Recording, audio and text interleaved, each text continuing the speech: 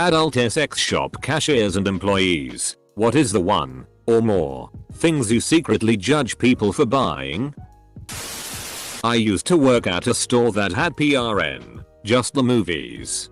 No accessories, and it was never what the customers were getting that caught my attention, but how they went about it. For example, I had one woman who would come in every Friday wearing a polo featuring the local Catholic school's logo. I made the assumption that she worked there, and every Friday night she would get lesbian PRN and say that she was getting it as a funny gag for a sleepover she was having with her friends. I would have never noticed her if she hadn't said anything. What a great gag gift. Haha guys, let's watch a film. Oops, that's not Finding Nemo, it's Finding Your Clit. Edit. So this is my most upvoted comment ever. Hug. People who buy vibrators, then return them later with open boxes. People actually do this. Edit. Of course we didn't accept the returns.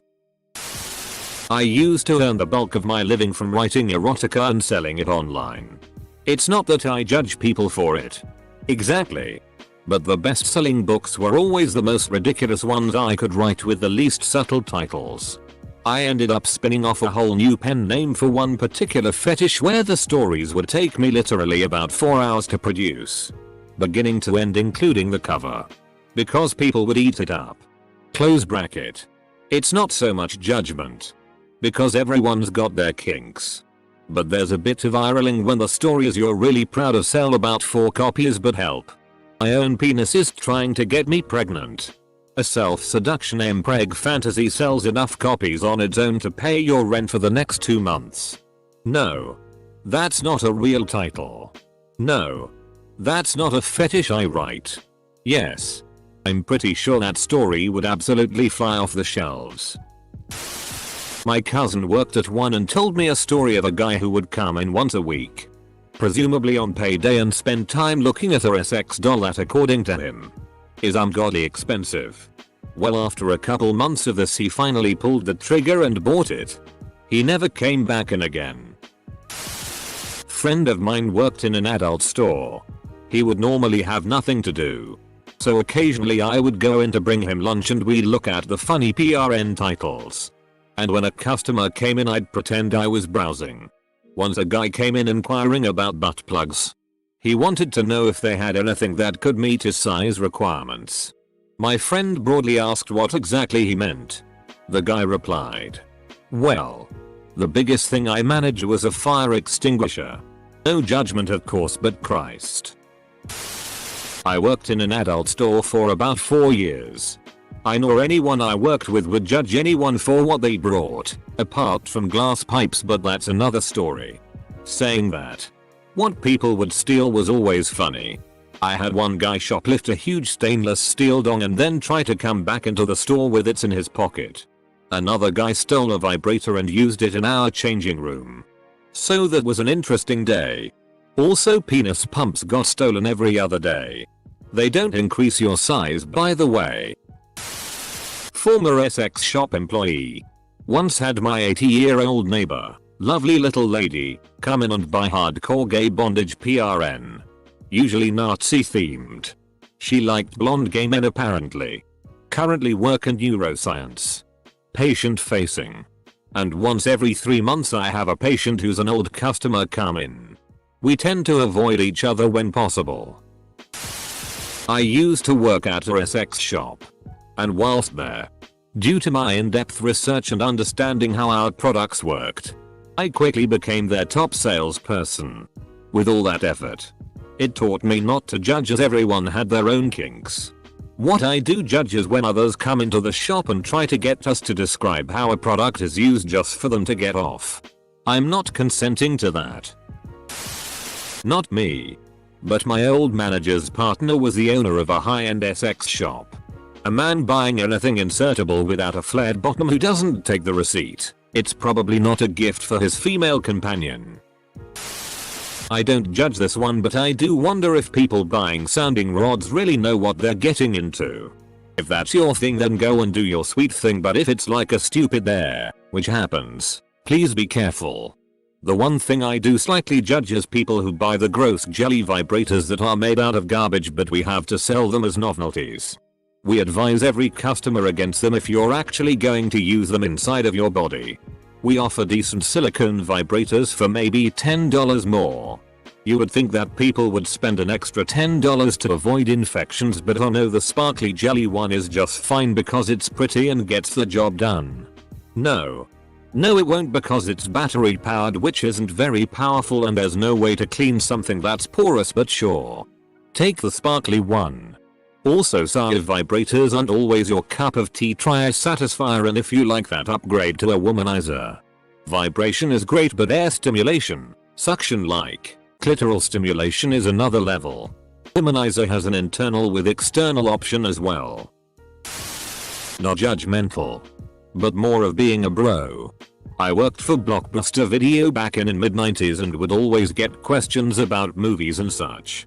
But one question I would hear often would be the hushed question, do you guys have any PRN? Full stop. Me knowing what the competition carried, I would say sorry, man. Blockbuster is a family-oriented business, and while I could point out a few good movies that have some T&A scenes, it's not what you are looking for. But I tell you what. Go down the street at video store name and tell them, my name from Blockbuster sent you, and they will be glad to help you out. I actually had a few guys come back to tell me they were happy with the selections of the other store, but would come back to Blockbuster for their family movies. Former Essex shop worker here. I also happened to work about a block from my city's area. There was a major LGBT street that shares its name with a place of religious worship and have a few stories. A major one is how what appeared to be the smallest people buying the Great American Challenge. If you see it, it even says on it, not for beginners. A second one is how many times people tried to steal a certain gay PRN star's ass. Trust me, it was pain in the ass just to remove it from the top shelf, given that it must have been a good 10-15 pounds of rubber. Edit. The PRN star is Francois Sagat. Edit 2. Sounding rots. When I was a young teen, a guy I dated very briefly and broke up with randomly called me from juvie to tell me about sounding and his exploration of it, as well as this book I should read, Twilight. I've been through a lot since then, and it's still the most unsettling f-king thing that's ever happened to me. The woman who works at the adult store near me has a really bias. Whenever I go in, she's always bubbly and excited and ready to talk to me about the 38,000 dildos and vibrators they have. Whenever I ask about the male Essex toys, she gets so awkward and drops to this curt professional tone, like I don't know. Do you see it there? I guess we don't have it, or I don't know what that is. It is these. Whatever these are. Anything that a dude puts his dick in makes her internally cringe, and she can't look me in the eye, but a dual-pronged, double penetration vibrating and pulsating DLDO? She's going to tell me all the spots it will hit on my wife in every last detail. Humongous. Rectum destroying butt plugs. I got one for a birthday present as a gag from my mate Steve. Gag was on him when I actually used it. Joy jelly. It tastes like Jolly Ranchers left in a chemical plant. Adjacent. I sell comic books, some of which are adult. Sometimes a guy comes in and he buys yaoi, which is gay PRN, and then quickly tells me it's not for me. I wasn't judging them before, but I am now. High school kids buying whippets. When I was in my mid to late teens, I worked the later shifts of a Saturday evening at a local supermarket. Stay with me, and a guy came in to buy nothing but a cucumber and some Vaseline. Not judging, but I was about 17 at the time, and the event has stuck in my mind ever since. I once purchased condoms at a local convenience store. At that time, I was 17 years old. I put the condoms on the counter and hear a female's voice behind me loudly whisper nice. I turned, and it was my current English teacher. She and I had a nice laugh about it, but inside my head I was screaming. I never told my girlfriend at the time. When I showed up to English class the next day, she winked at me and chuckled. It was mortifying then, but it's funny looking back now. Don't really judge them. I feel like if you actually work at a Essex store, this is the answer. People are into all kinds of shit. So long as it's legal and consensual. Which you'd assume it would be at a SX store. Then why would anyone who worked at a SX store judge anyone who bought something they stocked? Edible lingerie. Any lingerie is edible if you're horny enough. Bought a blow-up doll for Buddy's bachelor party and the cashier said on a very stern and serious voice that this was final sale and no returns are permitted. She must have been through some shit. I got the impression that everything bad that's ever happened to her flashed before her eyes. Not an employee, but I buy a lot of product. Cashiers. We can tell when you're judging, lol. I think the worst one was that I once bought a bright pink latex mask that looked like a pig's head for my husband. Think puppy player hoods. Just another animal. Big snout and everything. The cashier looked at me for the longest time and then told me she really didn't think anyone would ever actually buy it. I also used to write erotica for a living and I don't judge per se because I'm too weird myself to be doing that. But one guy once asked me to write him a short story about blueberryfication. After asking him for details and covertly trying to figure out what the hell that was, I learned that it's a fetish for. Specifically, what happened to Violet after chewing the dinner gum in Willy Wonka? I'll never be able to forget about that one. Oh god, don't ask this cause now if they answer honestly I'll overthink every time I'm at a SX shop. Anything from the used section. There's a used section. I work at a popular chain of stores in Vegas. And my things are penis sounding rots. Like WTF, how is that even pleasurable? I cringe at the thought. The bad but cheap lube. They ask for my recommendations. Then they go for the shitty one. Dude. You have to use way more of that shitty because it dries out. Just buy the one I recommend and you'll never need a F-King reapplication during the act ever again. Every time it's anything else than SX robot. I never worked at one. But the SX shop I used to frequent had this SX doll displayed in a cabinet. Scantily clad. Big breasts. Regular thing. Except that it was the size of a 6-year-old. The thing looked adult. Just proportionately scaled back. It was disgusting and I judged the FCK out of anyone who bought it. There is a product called the Great American Challenge or something like that. Was the biggest DLDO we had at the time. Thing was seriously as long as my calf and as thick as my thigh. And was only purchased by dudes that I assume hate their wives. Bold of you to assume it was for their wives. Not an adult store but a news agency that sells PRN magazines. We're not really fazed by people buying them. But sometimes it's weird. 50-plus-year-old men buying barely 18 mags and teenagers buying the unrestricted ones and being very clearly terrified of us. I bought a magazine once. I handed it to the guy at the register and looked at me and quickly looked away when we made eye contact. I sighed and said it's been a lonely week. I had recently broken up. I'm not sure if I got a slow nod of understanding. Or a slow nod of go away you little weirdo. Probably buying the movies. Like I respected the people going in and keeping the business alive, the movie industry, but some guys would come in once a day and buy 3 or 4 videos. I work in a shipping warehouse for a large adult toy distributor. Amongst the products sold are life-sized SX dolls that cost $3,000, $5,000. We had 4 of them sitting in the warehouse for several weeks. Then one day when I came in recently, there was only 3. I don't know who purchased it. But I definitely judge the anonymous purchaser. Nothing, honestly, I don't make enough money to care. Are tales from adult stores. I currently work at an adult store. We sell SX toys.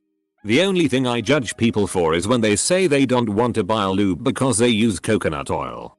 Or they say they don't need toy cleaner because they want to use normal dish soap.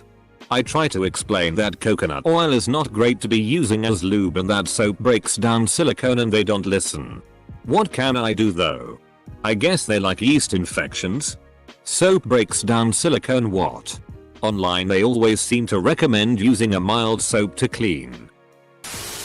I used to work in an adult store and we always provided a little handout about how to clean the toys with every purchase. I didn't judge people for not taking it in general. You can look that up online or you may already know what you're doing. But I totally judged the people who snorted and made I do shower. You know, comment. It was surprisingly commonplace for people to think it was a stab at their personal hygiene. Fine. Keep your fleshlight gross and crusty then. Enjoy the infection. I used to work at a PRN store in Tucson. Never judged a single person. So you judge couples? Worked at one for a while. But the only thing there I recall judging anyone for was using the tanning beds in the back. Firstly, hello skin cancer. And above and beyond that, you. Schoolgirl outfits. I don't work at an average Essex store. We're more targeted at fetishists, so we carry a lot of specialized unique clothing and accessories. So it hurts me to see people come in just for that old tired trope. But hey, if it makes them and or their partner happy, good for them. I think it is a tired old trope for a reason. When most guys hit puberty, all the people they are interested in tend to wear school uniforms a lot. When you develop your sexuality and spend a bunch of time fantasizing about people who are literally right there wearing a school uniform while you are thinking about it, I think it only makes sense you'll always have a slight thing for them. Also, aside from that, they tend to have knee or thigh socks which are always hot. Everybody f***ing loves long socks. The people who buy blow up dolls all have the same story, buying this as a prank. You can tell that it's not for a prank, and the people who buy them all creep me out. They all seem like pedophiles to me. I secretly judged these people, and pretty much only these people, when I worked at Adam and Eve a few years ago as a second job. Other than that, most of the people were super nice.